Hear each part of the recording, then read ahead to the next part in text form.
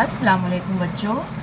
आज 11 फरवरी जुमेरात सन 2021 हमने EVS 2 में सबक नंबर 18 अवामी फलाह व बहबूद पर मबनी स्वराज का इंतज़ाम, ये सबक हम शुरू कर चुके हैं।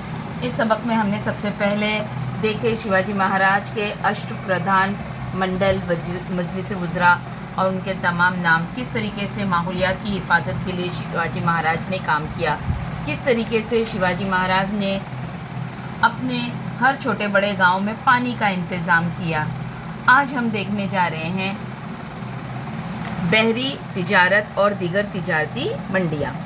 स्वराज की हिफाजत बेहतर तरीके से करने के लिए स्वराज के करीबी समंदर पर अपनी हुकूमत होनी चाहिए। इस मकसद के तहत शिवाजी महाराज ने अपना अलग बहरी बेड़ा कायम किया।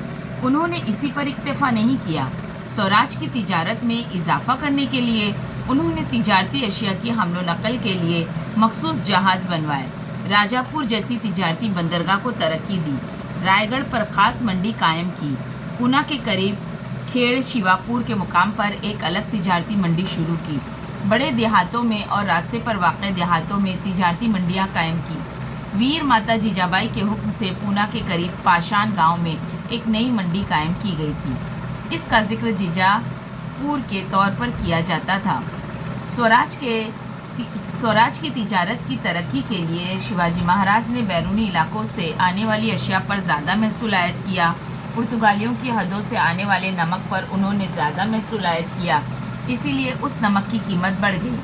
उसके बरक्स स्वराज में बनने वाले नमक के महसूल को उन्होंने कम किया, इसलिए स्वराज में बनने वाला नमक कम दामों में मिलने लगा। इस लिहाज से स्वराज में नमक की तिजारत बढ़ गई, जिसकी वजह से मकामी तिजारत को फ़रोग़ हासिल हुआ।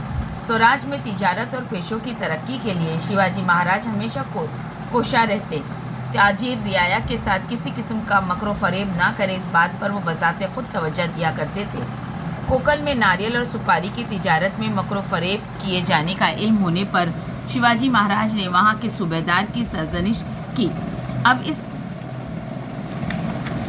पैराग्राफ में बहरी तिजारत और दीगर तिजारती मंडियाँ। अब तक शिवाजी महाराज ने रियाया की तहफ़्फ़ुज़ का ख्याल किया, माहौलियात की हिफाजत की, पानी का इंतज़ाम अच्छा किया। अब आवाम को सही रोज़गार मिले, इसलिए उन्होंने तिजारती मंडियाँ कायम की और उन मंडियों में जो बाहर से सामान आता था, जैसे पुर्तगाली डच वगैरह लेकर आते थे, उस पर ज़्यादा महसूल रखा, और जो मकामी लोग बनाते थे चीज़ें जैसे नमक वगैरह, तो उस पर महसूल की कीमत कम रखी गई, जिसकी बिना पर क्या हुआ कि हमारे जो मुल्क की रियाया है, स्वराज की रियाया की जो है अच्छी आमदनी हुई और एक तिजारत में भी फ़रोग़ हासिल हुआ।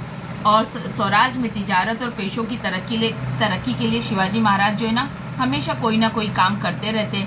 वो इस बात का ख़ास ख्याल रखते कि ताजिर जो है रियाया के साथ किसी किस्म का मकरो फ़रेब ना करें, और वो इस बात पर बज़ाते खुद तवज्जो दिया करते थे। ख़वातीन की इज़्ज़त और एहतराम।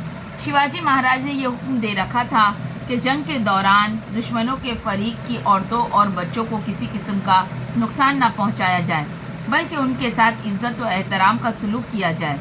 उन्होंने कई मरतबा अपने हुस्न सलूक के ज़रिए ये मिसाइल कायम की कि किस तरह ख़वातीन के साथ इज़्ज़त से पेश आना चाहिए। कर्नाटक में बेलवड़ी के मुकाम पर एक गढ़ी यानी छोटे किले को फतेह करने के लिए मराठा फ़ौज गई थी। उस गढ़ी की हिफाजत के लिए मल्लम्मा देसाई नामी बहादुर खातून ने ज़बरदस्त मुकाबला किया। उसकी बहादुरी की खबर शिवाजी महाराज को मिली, तब उन्होंने मल्लम्मा को अपनी छोटी बहन मानते हुए उसकी गढ़ी और गांव बड़ी इज़्ज़त और एहतराम के साथ उसे लौटा दिया और उसे सावित्री के खिताब से सरफराज किया। शिवाजी महाराज के ज़माने में एक सबसे बड़ा काम ये भी हुआ था बेटा कि वो ख़वातीन की, औरतों की बहुत इज़्ज़त करते थे, उनका एहतराम करते थे। चाहे कितनी ही लड़ाइयाँ हो जाए, वो दुश्मनों की ख़वातीन की इज़्ज़त और एहतराम का पूरा ख्याल रखते थे। ये उसी की एक मिसाल है। देखिए, कर्नाटक में बेलवड़ी के मुकाम पर एक गढ़ी की यानी छोटे किले को फतेह करने के लिए जब मराठा फ़ौज वहाँ गई, तो वहाँ की जो किलेदार थी वो थी मल्लम्मा देसाई नाम की बहादुर खातून, और उसने बड़ी बहादुरी से मराठा फ़ौज का मुकाबला किया। जब शिवाजी महाराज को मल्लम्मा देसाई के मुतालिक मालूम हुआ, तो उन्होंने उसे अपनी छोटी बहन मानते हुए उसकी गढ़ी और गांव बड़ी इज़्ज़त और एहतराम के साथ उन्हें लौटा दिया اور ملمہ دیسائی کو ساوتری کے خطاب سے سرفراز کیا۔ اس واقعے کو سن کر یہ احساس ہوتا ہے کہ شیواجی مہاراج کے دل میں خواتین کے لیے کتنی عزت اور کتنا احترام تھا۔ تو آج ہم نے یہاں تک سبق پڑھے۔ سبق کافی بڑا ہے، بڑا ویڈیو پھر اپلوڈ نہیں ہوگا، لہٰذا کل ہم صفائی سے متعلق احتیاطی تدابیر اسے پڑھیں گے۔ ٹھیک ہے بیٹا، چلیے اللہ حافظ۔